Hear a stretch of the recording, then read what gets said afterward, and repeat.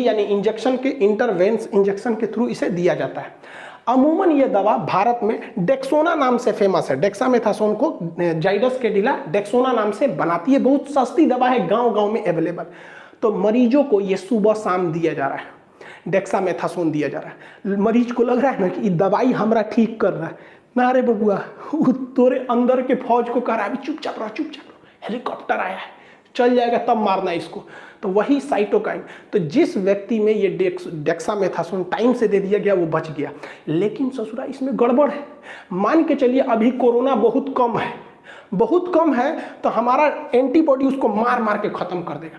और कोनो बकलोल डॉक्टर अभी तनिए सा कोरोना है और आपको चढ़ा दिया डेक्सामेथासोन, तो डेक्सामेथासोन आपके शरीर के फौज को कहेगा चुप रहो, तो कोरोना कहेगा वाह हम तो यही खोजिए रहे थे, अभी हमारी संख्या कम है, 2-4 दिन में वो संख्या बढ़ा देगा। इसलिए एम्स डायरेक्टर रणदीप गुलेरिया चिल्ला कह रहे हैं कि भैया डेक्सामेथासोन अपने से मत लीजिए लो, वो टाइम आने पर लीजिए लो। तो वो हकीकत बात है, ये हमारे इम्यून सिस्टम को सप्रेस यानी कमजोर कर देता है, ताकि उसको बाईपास कर देता है और खुद लड़ने लगता है। इसके बाद इसको कमजोर कर दीजिए, आपका इम्यून सिस्टम बैठ जाएगा तो कोरोना से ही खतरा होगा। अब उसके बाद चढ़ा दीजिए रेमडेसिविर कोरोना को चकमा दे देगा। लेकिन आप बताइए, ये जो हमने डेक्सामेथासोन दिया है ये तो हमारी बीमारी से लड़ने की क्षमता को सप्रेस करके दबा दिया, और इसी से चालू हो जाता है ब्लैक फंगस का खतरा। ब्लैक फंगस एक नॉर्मल फंगस है जो रोटी, ब्रेड इत्यादि पे लग जाता है। ये नॉर्मल है। अगर हम अपने कपड़े भी उतार के यहाँ 1 महीना के लिए छोड़ दें, उसमें नमी रहे, तो वहाँ भी ब्लैक फंगस आ जाएगा। हमारे शरीर पर भी ब्लैक फंगस जम जाते हैं, बट उसको पसीना मार के खत्म कर देता है। कहता है सच रहा है, यहाँ का जमता है। सोचिए, जिस चीज़ को हमारा पसीना मार देता है। लेकिन जब कभी हम लोगों को कोरोना हो जाता है तो इतना ना स्टेरॉइड दिया जाता है जो हमारे इम्यून सिस्टम को सप्रेस करके कमजोर कर देता है कि हमारा इम्यून इस छोटे से ब्लैक फंगस यानी म्यूकोरमाइकोसिस से भी नहीं लड़ पाता है। अब ये आता कहाँ से है? तो इसके देखिए, जब कोई कोरोना मरीज ज़्यादा सीरियस हो जाता है तो उसको तो हैवी स्टेरॉइड देना मजबूरी है, जिससे कि उसका इम्यून कमज़ोर हो जाता है। और उसे ऑक्सीजन जब दिया जाता है तो ऑक्सीजन पे नमी आती है। देखिएगा, उसमें पानी का बुलबुला रखा जाता है, उस नमी के माध्यम से, या वेंटिलेटर पे जब दिया जाता है तो यहाँ से नमी के माध्यम से ये जो फंगस है ये हमेशा नमी वाले जगह पे रहता है, हमारे शरीर में आता है। इसके एंट्री करने का रास्ता नाक है, ये नाक से एंट्री करता है। ये ब्लैक फंगस जानलेवा है। जैसे रेबीज बीमारी होती है ना कुत्तों के काटने से, जिनको हो जाएगा उन्हें दुनिया का कोई डॉक्टर नहीं बचा सकता, वो तो ससुरा 100% खतरनाक है। ये ब्लैक फंगस ये 50% खतरनाक है। लेकिन ये किन्हें होगा?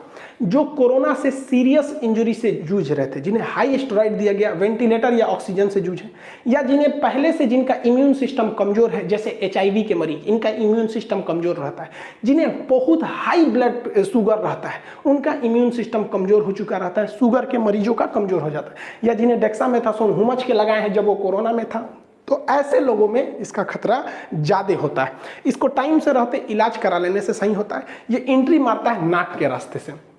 यहाँ पर आपकी पहली पहचान कि नाक से पानी आएगा, वो पानी हल्का भूरा रंग का होगा, और नाक को अगर देखेंगे तो हल्का धब्बा धब्बा अंदर बनेगा। तो ये हल्का ब्राउन डिस्चार्ज इसकी पहली पहचान है।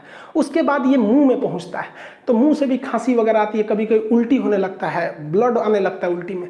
उसके बाद यहाँ पे नाक के पास इस जगह पे ये स्वेलिंग होती है। फिर ये पहुँचता है आँख में, आँख लाल होने लगता है इस तरह से।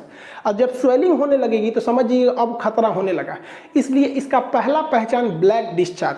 अब किसी आजकल मौसम चल रहा है, बहुत से लोगों की आंख लाल हो रही है। इवन 10 दिन पहले मेरा भी लाल हो गया।